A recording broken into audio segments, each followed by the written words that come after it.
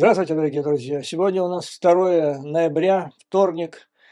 Сегодня у нас очень насыщенный в информационном плане день. Поэтому постараюсь компактно, как так, в удобоваримое для всех время уложить весь этот огромный блок, вернее, несколько блоков информации. А речь сегодня у нас пойдет вот о чем. В ближайшие 2 недели примерно, 10 дней, 2 недели будут решающими для Украины, возможно, для всего мира. Речь идет о процессе утверждения в Конгрессе США законопроекта о выделении помощи Украине. У меня есть осторожный оптимизм, так скажем, более 50% в том, что все будет благополучно. Благодаря прежде всего Белому дому и лично президенту Байдену, которые, как и львы, борются за предоставление помощи Украине, вплоть до того, что Байден фактически пошел ва-банк и пригрозил наложить вето на законопроект, который ему не понравится. Затем я отвечу на ваши вопросы по поводу статьи в журнале Time, о которых я говорил в предыдущих 2 видео. Там из тролля фермы известной были запущены несколько тезисов, пытающиеся извратить смысл этой статьи. У меня была масса просьб ответить на это. Один из главных вопросов: а кто такой этот Саймон Шустер, является ли он московским казачком, и так далее. Но это не просто, так сказать, поговорить о господине Шустере, потому что вот он опубликовал 30 октября эту статью, а сегодня выходит новая статья в журнале Economist, о котором мы, безусловно, будем говорить. Так вот, эти две статьи, они неразрывно связаны. Они, по большому счету, об одном и том же. И вот я вам расскажу, в чем я вижу. Я бы сказал, уже не люблю эти слова, исторический, невероятный, но это веха, потому что, переживаем мы такой этап сейчас в истории, где все историческое, все, каждый день, каждая точка, где мы находимся, может стать точкой перелома в лучшую или худшую сторону. Надеюсь, что в лучшую. И, наконец, учитывая, что на канале в последнее время существенно прибавилось количество зрителей, слушателей из Израиля, по их многочисленной просьбе я отвечу на несколько важных вопросов с точки зрения, как здесь из Вашингтона, видится дальнейшее развитие событий в Израиле, а конкретнее. То есть в последнее время все больше говорят, что Украина и Израиль находятся в одной лодке, что это 2 фронта одной войны. Для Израиля Украина – это 2-й фронт, а для Украины Израиль – 2-й фронт. И последнее, буквально 5 минут назад я получил сообщение о том, что по данным американской разведки, ГРУ, подразделение Вагнер, Вагнер – это сейчас однозначно крыша ГРУ, там уголовным элементом уже и не пахнет. Так вот, через Вагнер ГРУ, а значит, по указанию Кремля, собирается передать Хезболле, одному из злейших врагов Израиля, который базируется в Ливане, систему противовоздушной обороны «Панцирь». То есть Кремль подталкивает Хезболлу для нападения. То есть открыть, помимо фронта, который имеет Израиль против Хамас, теперь должен появиться 2-й фронт, это Хезболла. А за ними стоят Иран и так далее. И вот мы поговорим в этой связи, что думают в Вашингтоне делать дальше, что посоветовать, может быть, Израилю и в чем ему помочь. И поскольку Израиль и Украина находятся, как мы с вами договорились, в одной лодке, то аналогичные же события могут произойти и в Украине. Я не знаю, как у нас со временем получится, потому что одна статья генерала Залужного стоит того, чтобы посвятить несколько часов подробного анализа. Причем там это глубочайшая статья, которую он написал. Достаточно сказать, что Economist помимо того, что он эссе самого Залужного поместил, длинное, по поводу того, как выиграть войну, он еще 2 статьи опубликовал, которые объясняют это все в разных вариантах. Так вот, я уверен, что в военных академиях стран НАТО и других стран, у которых есть армии, этот доклад, вернее, это эссе Залужного будет изучать в ближайшее время с огромнейшим вниманием. По поводу него будут написаны докторские диссертации в области стратегии, военных наук и так далее. И это то, что он написал, это жизненно важно. Как для Украины, а поскольку Украина в центре, вот, мы знаем чего, то фактически для всего мира. Поэтому, значит, посмотрим, как получится время. Возможно, я буду разбивать сегодняшнее видео на несколько частей. Ну, там видно будет. Главное, нужно осветить все эти проблемы, поскольку они будут решаться буквально вот в ближайшие дни, недели и так далее. Итак, что мы имеем с помощью Украине? Последнее. То есть шла борьба невероятная. Байден бросил свою гвардию в лице госсекретаря Блинкена, Остина, которые выступали в Конгрессе, боролись как львы. Должен вам с радостью, с чувством глубокого удовлетворения отметить, что их аргументы по поводу того, что нужно помогать Украине, в одном пакете с Израилем, они практически чуть ли не на 100% совпадают с теми тезисами, которые мы с вами здесь обсуждаем недели и уже месяцы. Поэтому разбирать здесь мы их не будем. Какая ситуация сложилась на настоящий момент? Значит, республиканцы в Палате представителей вчера выделили Израиль в отдельный пакет помощи, там 14 примерно с половиной миллиардов долларов, будут голосовать за него отдельно. Почему? Чем руководствуются? Как говорят умеренные органисты, республиканцы из Палаты представителей, им нужно показать после многих недель, месяцев бардака, который они устроили, который вызвал глубокое разочарование среди избирателей, им нужно отрапортовать своим избирателям, что они чего-то теперь добились. То есть что-то они хотят. И они могут что-то делать. Ну, поскольку вопрос о помощи Израилю ни у кого не вызывает никаких сомнений, это нужно проталкивать быстро. И таким образом они, значит, отрапортуют. Вот мы это добились. Кроме этого, значит, вот эту помощь, которую они хотят предоставить Израилю, она будет предоставлена не за счет новых ассигнований, а за счет сокращения уже выделенных ассигнований налоговой службы Соединенных Штатов Америки, АРС. И выделили 80 миллиардов, главным образом на расширение количества агентов АРС, которые будут проводить аудит компаний, граждан Соединенных Штатов.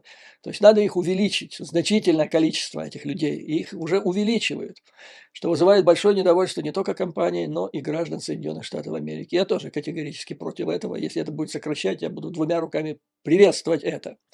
В этом вопросе я с республиканцами. Почему? Потому что администрации надо увеличить поступления налоговые. Для этого они увеличивают количество агентов, которые будут звонить. Ну а кому они будут звонить? Они не будут звонить в крупные компании, потому что у крупных компаний есть много денег для того, чтобы нанять квалифицированных адвокатов. Если у АРС возникнут претензии налоговые, то эти претензии они могут обсуждать в судах многие годы, как вот Трамп обсуждал, и в результате многие годы он вообще не платил никаких налогов. То есть проще наехать на мелкий, средний бизнес, которому легче откупиться, отдать там 10 тысяч, 15 тысяч, потому что в суде нет смысла просто тягаться долго и может обойтись больше. Вот такая штучка, которая заложена уже в бюджете Белым домом, ну и демократами. Значит, и республиканцы хотят отрапортовать, что вот мы еще это сделали. Но эта позиция вынесения Израиля отдельно и, так сказать, оставления Украины за бортом, она вызвала категорическое неприятие Сената. И во главе, даже во главе с лидером республиканского меньшинства в Сенате Митчем МакКоннеллом, который настаивает на том, сенаторы, они традиционно гораздо лучше соображают во внешнеполитических делах. Их позиция, что это нужно все обсуждать и принимать в комплексе. И Израилю помощь, и Украине, и Тайваню, и ладно уже, хотите вы, окей, это нужное дело укреплению границ. Ну и в ходе этих обсуждений, вот этих прений, то есть фактически сейчас мы стоим на пороге столкновения между Палатой представителей, которые примут этот законопроект о отдельной помощи Израилю, и примут они его или сегодня, или завтра, как ожидается. Как сказали в Сенате, этот законопроект будет мертв в момент его поступления в Сенат. То есть никаких шансов абсолютно. Это будет столкновение между двумя палатами. Ну и в довершение ко всему этому Байден пошел ва-банк. Он сказал, что если помощи Украине не будет там, он наложит на этот законопроект. Что из этого следует, господа? Он пошел реально ва-банк. Незадолго до выборов, президентских выборов следующего года. То есть в начале следующего года уже официально начинается предвыборная кампания. Байден собирается ее начать. Ну и он принял решение. Поворота дальше нет. Значит, эта борьба по поводу Украины станет главным или одним из самых главных вопросов, хотя это не ожидалось. Внешнеполитическая борьба последние десятилетия не является центральным вопросом внутренней политики США. А вот сейчас она опять вернулась, и это будет одним из вопросов столкновения, так сказать, между Трампом, который, скорее всего, республиканцы выдвинут его кандидатом от своей партии, и Байденом. И вот Байден принял решение, сделал эту ставку. Вето – это очень серьезный вопрос, потому что это вето по поводу бюджета Соединенных Штатов на следующий финансовый год. И если раньше республиканцы в Палате представителей пугали, что мы будем теперь, что если или вы нам даете то, что мы хотим, или мы вообще затормозим и не дадим финансирования правительству, и может оно быть приостановлено. Кстати, вы, наверное, помните, что вот это временное выделение средств на финансирование правительства, оно заканчивается 17 ноября, осталось 2 недели. А им еще бог знает сколько принять надо. Вот такая ситуация, значит. Поэтому вот умные, умеренные представители республиканской партии в Палате представителей суммируют и прогнозируют ситуацию следующим образом. Палата представителей принимает вот это решение. Ну, несколько дней оно так покрутится туда-сюда. Они отрапортуют, покажут своим избирателям на местах, что они горой за них и что они активно работают. Сенат посылает это все, как они обещали, и начинаются переговоры между Сенатом и Палатой представителей, в результате которой, как считают, ну вот, допустим, я вам могу назвать авторитетнейший источник в этой области, это председатель комитета по иностранным делам Палаты представителей Майкл Маккол. Авторитетнейший и очень серьезный человек. Вот его вывод, что, скорее всего, будет принят законопроект в одном пакете: Израиль, Украина, Тайвань, плюс еще, значит, укрепление южной границы. Вот они очень этого хотят. Как там дальше будет, может быть, борьба еще адская развернется по поводу того, будет ли это взято, эти деньги, из ассигнований на АРС, чего очень не хочет Белый дом. Он хочет увеличить количество этих агентов, чтобы трясти нас здесь, американцев. Кстати, это, вот понимаете, это палка о двух концах, потому что республиканцы тут же начнут раздувать среди американского народа историю, что это вот из-за вас, то есть, вернее, из-за Украины, но Израиль там так он тихо, не 14,5, а не 61 миллиард, как в Украине. Так вот, вот это из-за Украины теперь вас будут кошмарить налоговые агенты и вытрясать из вас там по 5, по 10, по 20, от кого как получится. Ну, тем не менее, значит, мы очень надеемся, верю, я считаю, что шансов... Это очень медленная борьба, я вам рассказывал это достаточно подробно, как это все развивалось. Еще недавно трамписты орали, что это не пройдет. Сейчас их голоса затихли.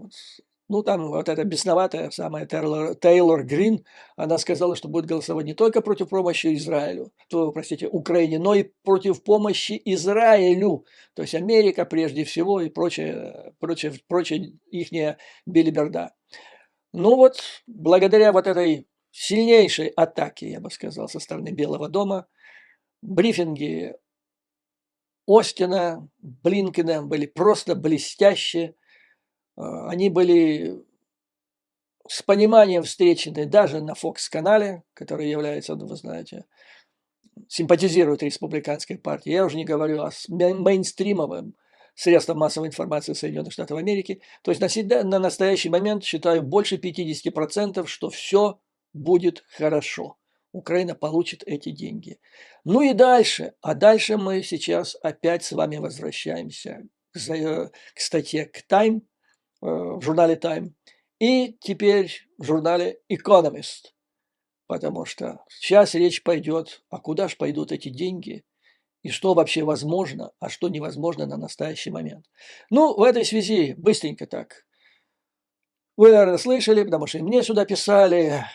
Значит, как была история? Вот после того, как я закончил свое видео по поводу статьи Саймона Шустера в журнале Time, несколько часов в плане, то есть тролли из троллифермы Ермака, несколько часов были в ауте.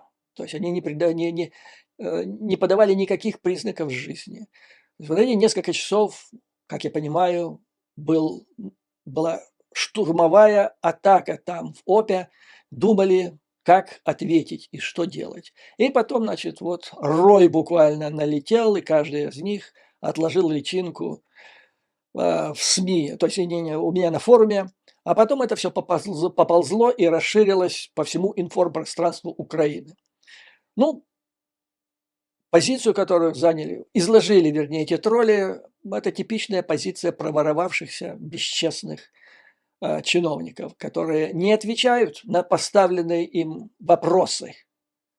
Они начинают сразу нападать на автора. То есть автор плохой. Они не отвечают по существу вопроса. Вот где вы можете сразу понять, вор или не вор, лжет или не лжет обвиняемый чиновник. И тут, значит, сразу же, кто такой Саймон Шустер? И пошло там московский казачок, засланный. Один я слышал, бывший командир взвода, что ли, из территориальной обороны, могу перепутать, но сделал вывод, что у него же родители евреи из Москвы, как он сформулировал, иммигранты. Ну, все, после этого, как же ему можно верить, да, сами понимаете.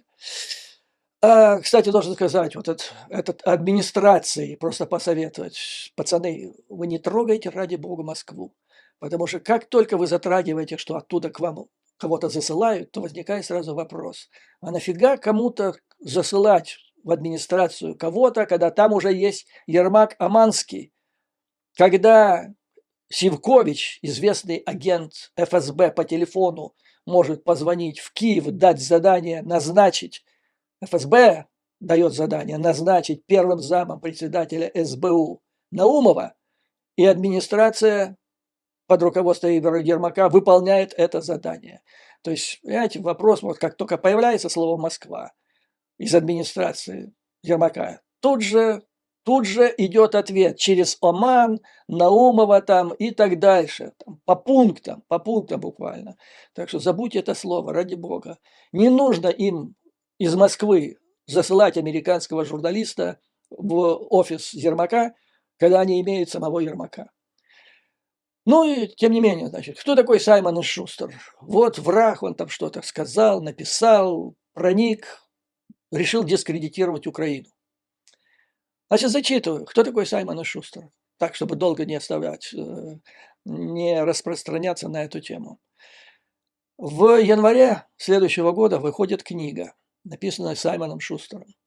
Здесь издательство HarperCollins. Называется в переводе с русского «Бой здесь». Подзаголовок «Владимир Зеленский и война в Украине». И вот издательство, то есть предварительные заказы на книгу уже принимаются, дорогая книга будет. Издательство в предисловии пишет на сайте HarperCollins, цитирую вам. Саймон и Шустер впервые рассказывают о российском вторжении в Украину изнутри администрации, господа, с точки зрения президента Владимира Зеленского и его команды, которая, внимание, предоставила ему беспрецедентный допуск. Корреспондент «Таймс» Саймон Шустер ведет хронику жизни и военного руководства Владимира Зеленского от его гримерки в эстрадном шоу в Украине до грязных окопов войны с Россией.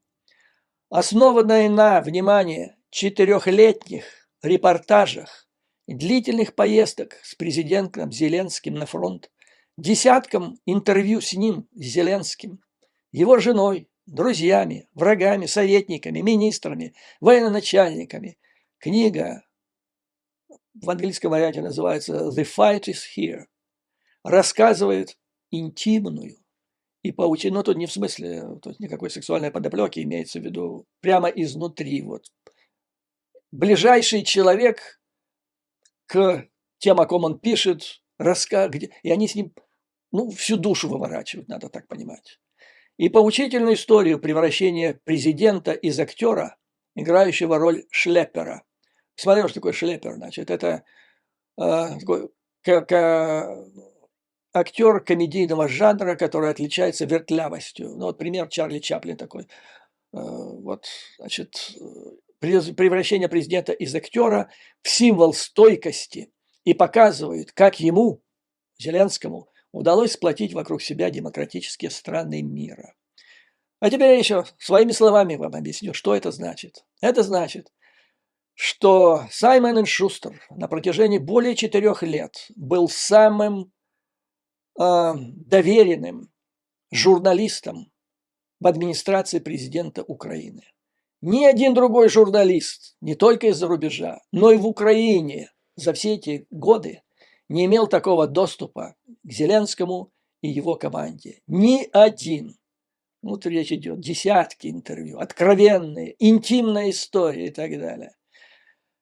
В Америке почти каждый президент бывший президент, имеет своего биографа. То есть Шустер, он фактически стал официальным биографом Владимира Зеленского. И книга эта, как вы поняли, я вам процитировал, носила комплементарную, это была комплементарная история о том, как вот шлеппер превратился в человека, которому удалось сплотить вокруг себя демократические страны мира. Вы чувствуете, какой пафос? То есть совершенно комплементарная история. И автор, который писал то, что им нравится. У них не было сомнений, то есть он десятки интервью до этого написал, у них не было никаких сомнений в нем, в его честности. У них не было никаких подозрений о том, что его заслали из Москвы. Это был их человек до тех пор, пока он, надо полагать, не написал то есть не опубликовал эту статью. Именно не опубликовал, потому что они были уверены, что это будет комплементарная статья.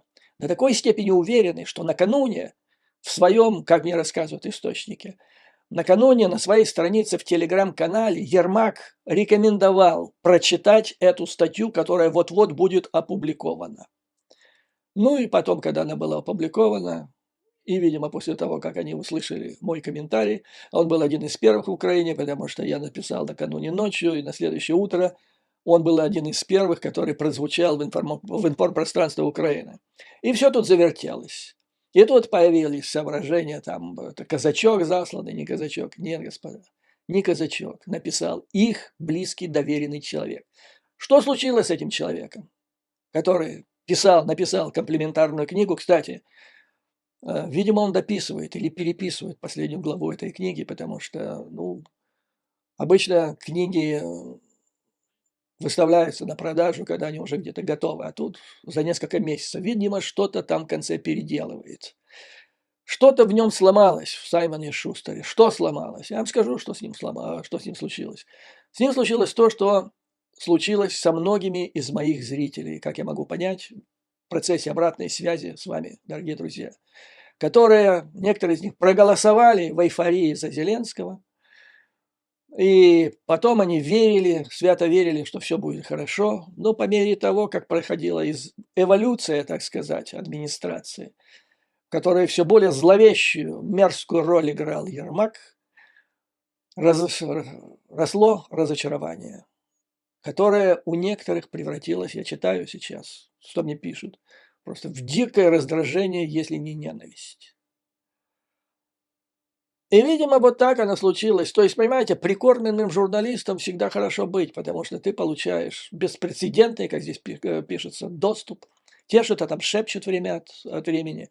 И ты строчишь репортажи, и идут, больше ни у кого такого доступа нет.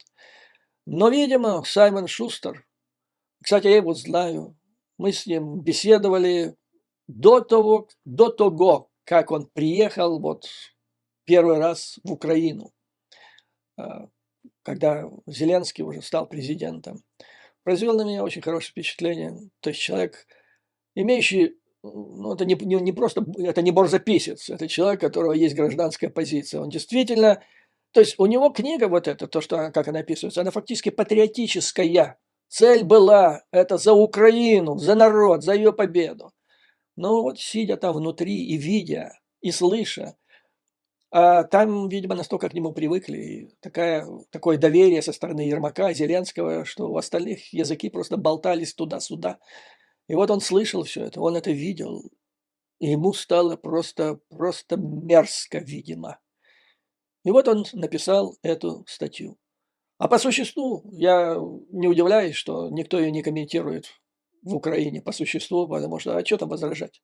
Что ворует, как в последний день, так кто ж это не знает. Буквально на этой неделе или в конце прошлой очередной официальный отчет Счетной палаты Украины слямзили опять на продуктах где-то 7,4 миллиарда гривен. Это примерно 200 миллионов долларов. F-16 стоит 45, F-16 опять украли. Это уже там 4 эскадрильи, я вам насчитывал, на предыдущие миллионы, миллиарды, которые украли. Ну, добавьте еще пол эскадрильи. 4,5 эскадрильи уперли. Вот. Все знают, что тут, о чем тут речь-то. Я думаю, что самое страшное в этой статье это было упоминание, вернее, цитата одного из помощников Зеленского, что у нас нет выхода, шеф, все пропало. И вот этот единственный, который не верит в то, что пропало, собирается бороться, а надо сливать воду, надо к этому готовиться. Вот это в преддверии рассмотрения этого вопроса в Палате представителей, это, конечно, совершенно ни к чему.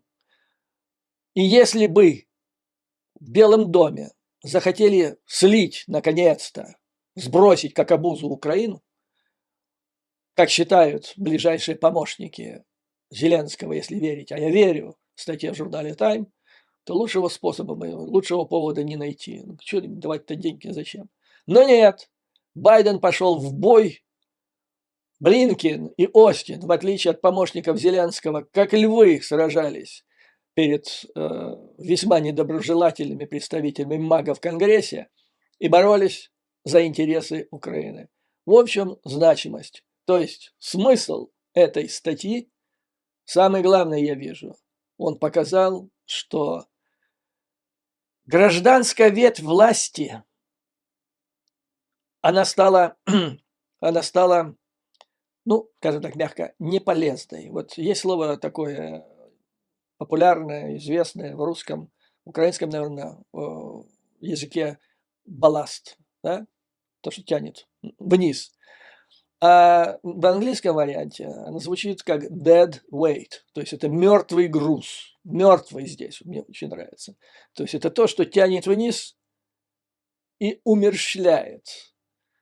Но я помню, один из преподавателей Краснознаменного института КГБ СССР внешней разведки, один из героев холодной войны, полковник, примерно где-то в 1982 году, в частном уже, так сказать, порядке, разговаривая со своими слушателями, сказал так, описывая ситуацию в стране, а тогда еще Брежнев был жив. вроде все казалось, все нормально. Во всяком случае, в средствах массовой информации он говорил, вот так и корабль, он обрастает ракушками, а потом тихо идет на дно. То есть вот так вот получается из статьи Time, что команда Зеленского, то есть вся администрация фактически, превратилась в этот мертвый груз, который тянет вниз. И вопрос, и где же спасение? И что же делать? Сейчас выделят американцы, дай бог, дадут помощь, громадную помощь. И что, куда ее? Кто ее будет осуществлять? Опять эти будут продолжать воровать, не веря в конечную победу. И тут появляется статья в журнале Economist. И вы понимаете, я верю в случайности. И вот эти, тут вопрос, случайность, философский вопрос, случайность и закономерность, соотношение. Но иногда вот эти случайности, они настолько вовремя случаются, что возникает впечатление, что это или закономерность, или не случайность, а чей-то тонкий ход. То есть вот тут, вот здесь поле деятельности для любителей многоходовых комбинаций, немножко конспирологии, не хрени этой, которая сейчас у вас там распускает сливные бачки ФСБ про смерть Путина там и прочую ерунду. А вот здесь вот реальная ситуация. Вот задуман этот ход был или нет?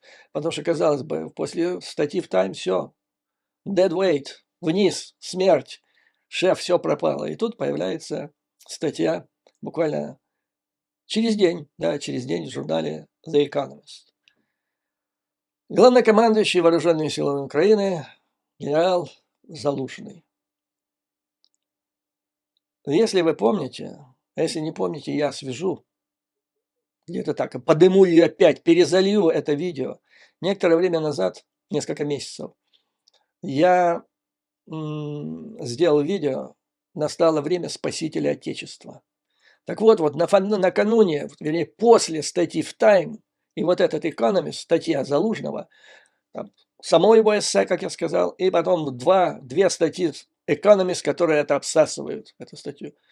Вот это и есть ответ на вопрос, который поставил Time. Что же, кто будет вытаскивать Украину? Потому что вот не было бы этой статьи, выделяется помощь, и куда она идет? Опять в эту администрацию, в которой люди не верят, они говорят, у нас нет шансов. То есть воруй, продолжай воровать, когда завтра, будучи уверен, что завтра никогда не наступит, и война все спишет. И вот статья, значит, очень коротко, потому что статья, опять-таки, она глубокая, но пройдемся. Я буквально по тезисам это сформулировал. То есть готовились, главная проблема с точки зрения Залужного о том, что возникла война в окопах, окопная война. То есть то же самое, что Первая мировая война. А эта война долгая, война на истощение, в которой у Украины практически нет, ну вот как сейчас, шансов, потому что страна меньше, население меньше, так по большому счету. И у России много генетического мусора, который бросают и будут продолжать до бесконечности бросать на убой в качестве мяса на полях сражений Украины. И военно-промышленный комплекс работает в России, в Украине. Все разрушено, все разбомблено. Поэтому вот такая ситуация. Как она сложилась? А сложилась она потому, что, это я так пересказываю вкратце смысл эссе генерала Залужного, сложилась она потому, что не к тому контрнаступлению готовились. Готовились по учебникам, стандартам НАТО, с теми же математическими формами и так далее. И напоролись. То есть напоролись на то, что Россия напарывается каждый божий день, и сейчас напарывается под Авдеевкой. Оказалось, что при наступлении наступающий теряет 4-5 раз больше, нежели обороняющийся. То есть там есть критики под Бахмутом, стоило ли держать этот Бахмут в свое время, а теперь стоит ли Авдеевку. Так вот, по оценке американских аналитиков, То есть лучшего варианта перемалывания, уничтожения российских вооруженных сил, чем Авдеевка, не придумаешь. Там они несут катастрофические, в 4-5 раз больше, чем обороняющаяся страна. Так вот, это можно было бы избежать, если бы неожиданно не возникла линия Суровикина. Почему она возникла неожиданно, я не успел здесь прочитать. Но это вопрос отдельный, это не для генералов, не для военных, это вопрос, скорее всего, для разведок. Как так случилось, что несколько месяцев строительства этих оборонительных линий и минирования не получил должных оценок, не привлек должное внимание. И руководство ГУР Украины и ЦРУ, разведок других стран мира – это другой вопрос. И вот, столкнувшись с вот этой ситуацией, что делает генерал? Вот говорю, бывают же гении, бывают гении. Не зря человек закончил фанат своего дела, это его кислород. Он обращается к книге, которую он когда-то прочитал. То есть он читал не комиксы во время учебы в академии, он читал, одна из книг, которую он прочитал, книга, изданная в 1941 году советским генералом Смирновым, который анализировал опыт Первой мировой войны. И оказалось, что ну вот один к одному. Что дальше происходит? Вот он описывает ситуацию. Об этом, кстати, я вам же рассказывал несколько месяцев назад, потому что на это обратили внимание вот те 5, помните, казачков, 4 американца, 1 поляк, которые оказались на линии фронта в Украине и отрапортовали оттуда. Оказалось, что нет возможности для неожиданности, для стратегической неожиданности сейчас. Это та неожиданность, которая резко может изменить ход войны. Почему нет? Потому что летают спутники, летают дроны, как пишет генерал Залужный, мы видим их всех. То есть невозможно тайно сконцентрировать в тихо какую-то группу войск для неожиданного нападения. Мы видим их, они видят нас, все, никакой неожиданности, делать нечего. Тупик. Какой выход из тупика? Но дальше мы еще пройдем по этому поводу. То есть тупик настолько глухой, по оценкам генерала, что нужно кардинально новые подходы и кардинально новое оружие или комбинация этого оружия, или технологии новые, это все вместе. Он сравнил это вот как китайцы изобрели порох. Но я вам напомню, китайцы, они находились под как его называли, монгольской, захвачены были Монголией после того, как территория нынешней России была захвачена. И они даже в Пекине имели, вот Орда, Золотая Орда, они имели столицу в Пекине. Кстати, они очень неплохо относились к китайцам, потому что их привлекала китайская цивилизация. Так вот, просуществовала, Китай был колонией Золотой Орды.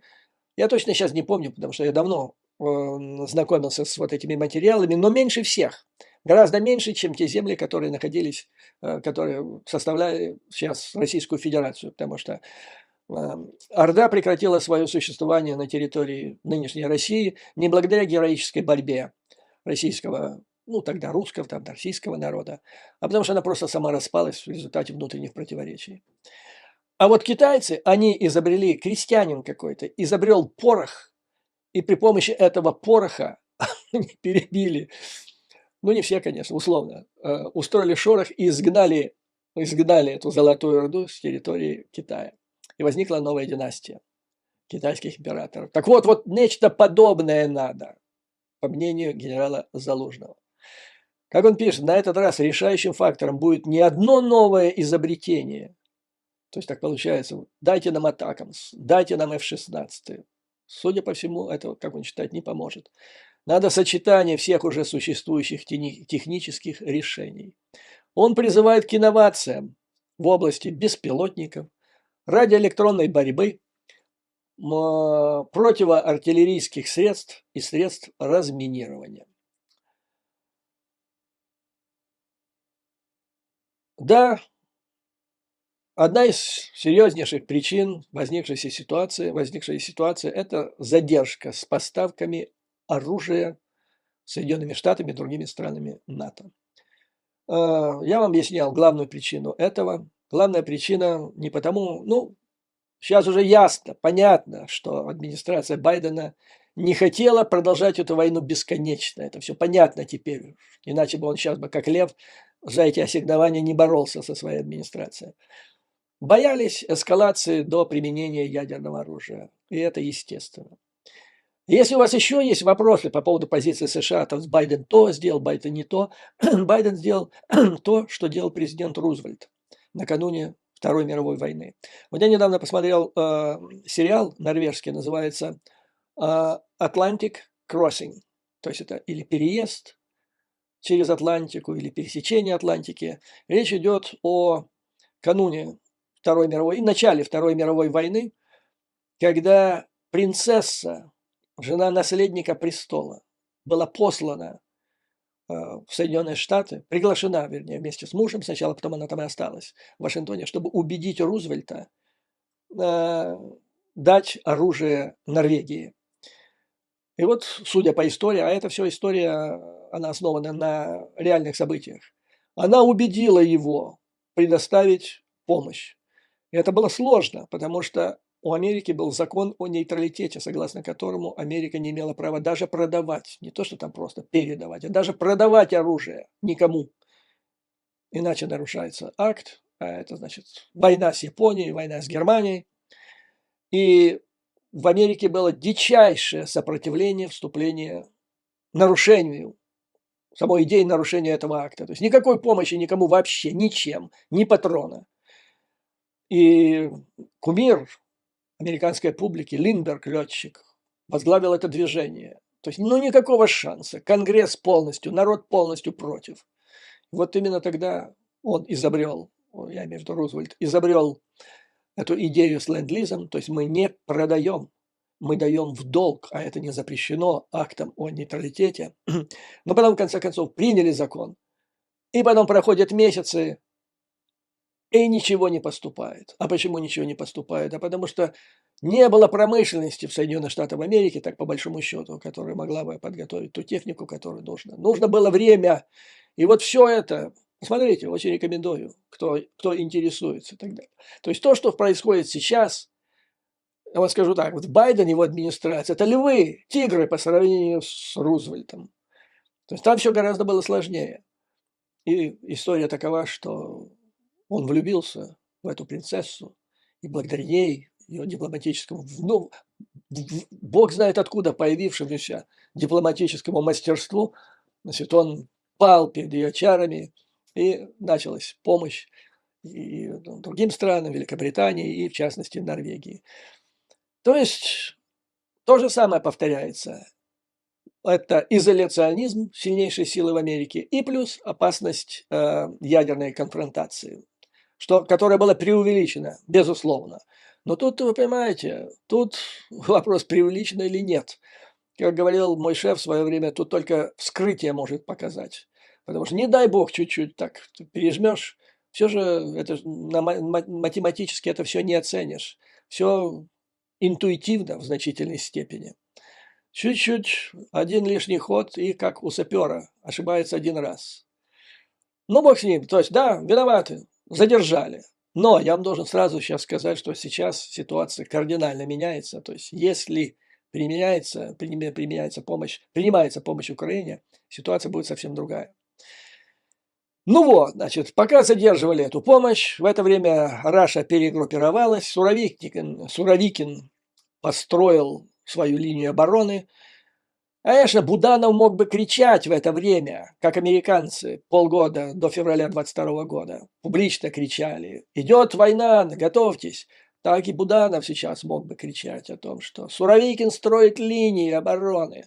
Мины, господа, давайте сюда свои F-16 атакам срочным образом. То есть обращаться к американскому народу он мог бы, о чем я вам говорил, что надо обращаться к американскому народу. Но Буданов в это время, я так условно говорю, Буданов, то есть это мог бы делать Ермак, но никто этого не делал. казалось бы, то есть американские спутники высоко летают, они мин не видят, они не могут это оценить. Это должна была оценить прежде всего ГУР, наверное, через свою агентуру. Где она была, это другое дело. Но вот сложилась ситуация. Что делать? И как пишет Залужный, однако задержка с поставками вооружений хоть и огорчает, но не является главной причиной затруднительного положения.